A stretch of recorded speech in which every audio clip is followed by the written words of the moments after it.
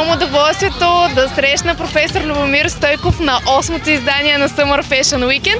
8 е едно особено число, определено така един символ на вечност, каквато и модата за нас.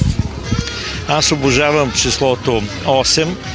То е наистина символ на безкрайност, на късмет, на любов, но да не се разпростираме. Във всеки случай много готино число, lucky number.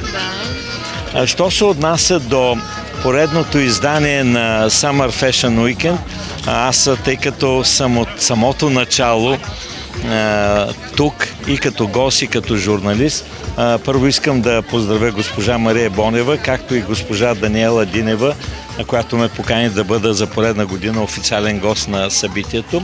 И второ, да не пропусна да изтъкна, че с всяка година Summer Fashion Weekend показва едновременно модерност, спазване на традицията и заедно с това нещо, което все по-трудно се забелязва в този тип събития, по модните подиуми. И то е интеграцията между професионалистите, между артистите, между дизайнерите, моделите и едновременно с това този наистина много красив микс между удоволствие, красота и тренд.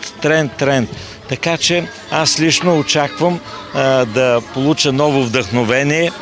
Тук има много участници, които ще поздравя след представянето им, но знам, че дебютират двама от тях. Дори за единият имам съдействие. Нели Радева прави своят дебют, както и Велизара Георгиева с Ескуара, но тук е Мия Туше, Квят, кой още? Много са. Така че от все сърце желая много щастие, много успех, много вдъхновение и нещо, което е много важно. И то е симпатията е взаимна.